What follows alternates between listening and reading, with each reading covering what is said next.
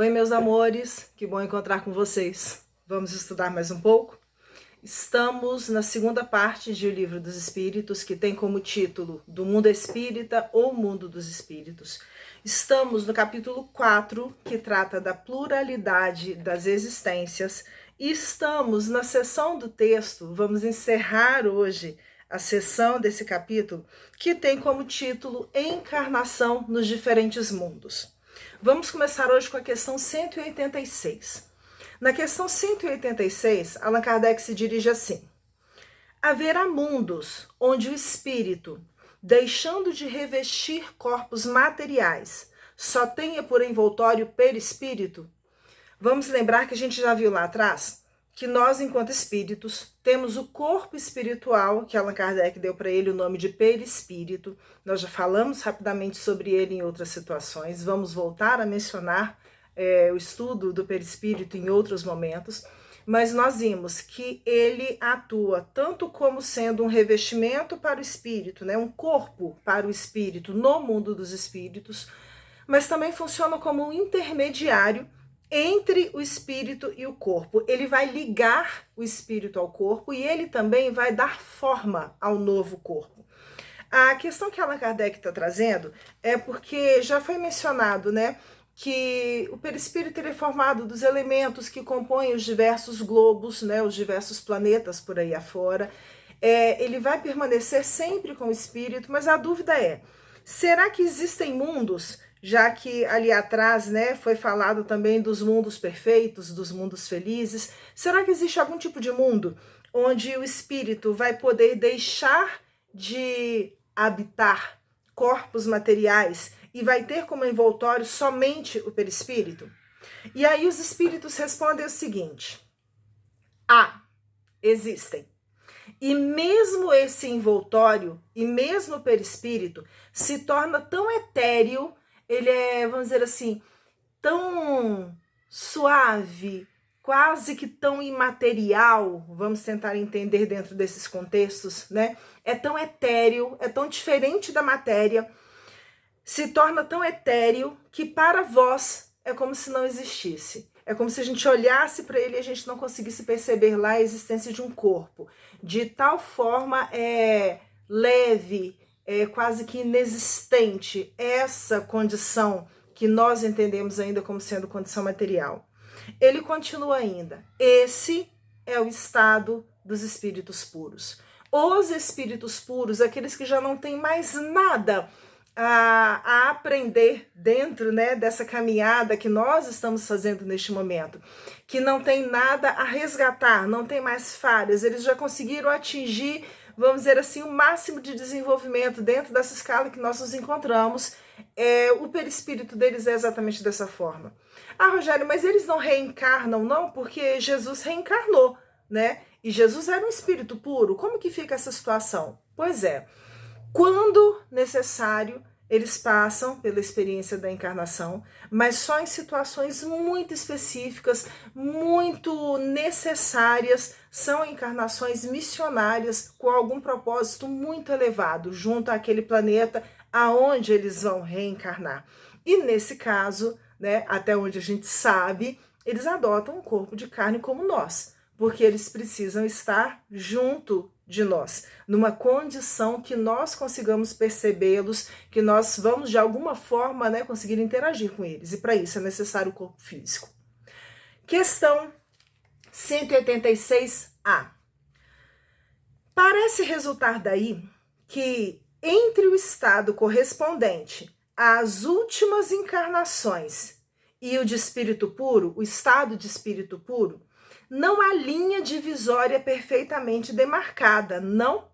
O que ele está querendo dizer é o seguinte: parece, o que eu estou entendendo, é que no estágio, né, vamos dizer assim, no espaço correspondente às últimas encarnações que nós teremos, e essa condição de espíritos puros é como se não tivesse um limite muito claro.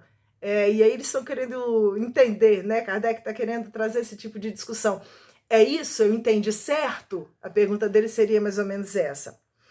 E aí, os espíritos respondem que essa demarcação do tipo, até aqui foi a minha última encarnação, daqui para frente eu sou espírito puro, Essa demarcação, semelhante demarcação, não existe. A diferença entre um e outro estado, se vai apagando pouco a pouco e acaba por ser imperceptível, tal qual se dá com a noite, as primeiras claridades do alvorecer.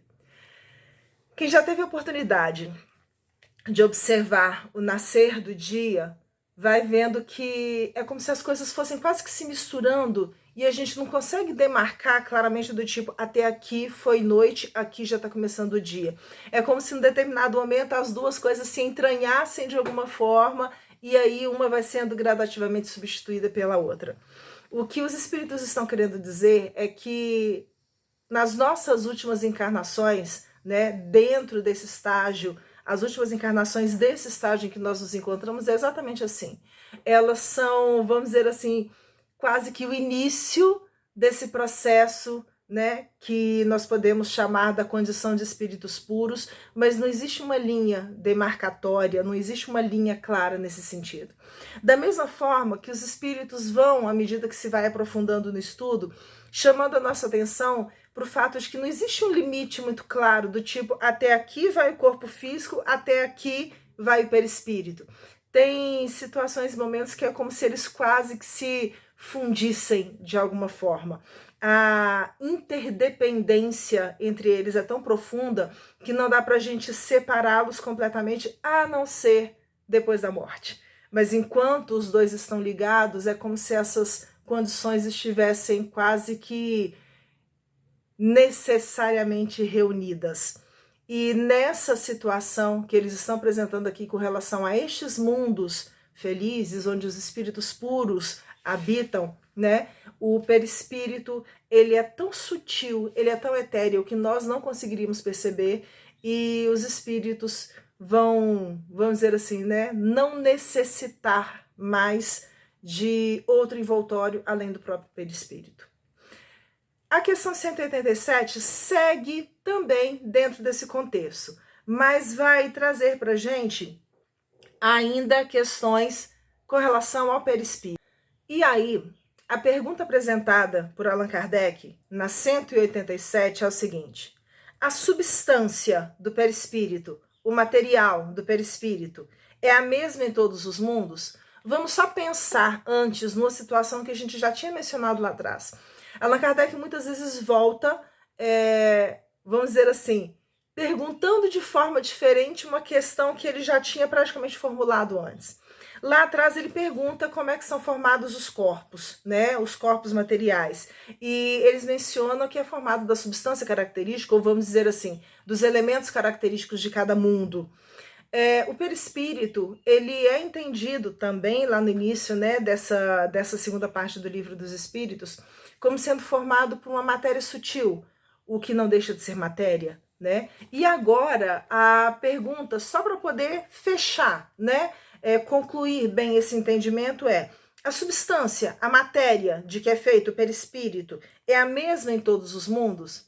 E os espíritos, da mesma forma que responderam lá atrás que o corpo físico não é formado dos mesmos materiais, muito ao contrário, né? São formados pelos materiais característicos de cada mundo, tá? Aqui eles vão responder da mesma forma. Não. É mais ou menos etérea. Vai ter a ver aí, ou vamos dizer assim, vai influenciar aí o nível de evolução de cada mundo. Nos mundos mais evoluídos, essa substância ela é mais etérea, essa matéria ela é mais etérea. Nos mundos mais primitivos é mais grosseiro. Da mesma forma que a gente vai conseguindo perceber gradativamente com relação ao corpo físico. É mais ou menos etérea. Passando de um mundo a outro, o espírito se reveste, é como se, pela lei de atração, né, ele fosse agregando em si os elementos materiais daquele mundo em que ele vai passar a habitar. Passando de um mundo a outro, o espírito se reveste da matéria própria desse mundo. Vamos entender de uma forma bem simples, né? Quase que infantil. Vamos fingir que no mundo em que eu estou vivendo não existe, por exemplo, o elemento químico carbono. Se não existe carbono, como é que vai ter carbono na minha constituição física? Como é que vai ter carbono no meu perispírito? Então é necessário que seja formado dos elementos que fazem parte da condição material daquele planeta. Entende mais ou menos a situação? A gente tem que recordar dessas questões que são lógicas, mas Kardec vai voltando, né, nesses pontos exatamente para não deixar margem de dúvida. Continua ainda. Aliás, vou voltar no início da frase.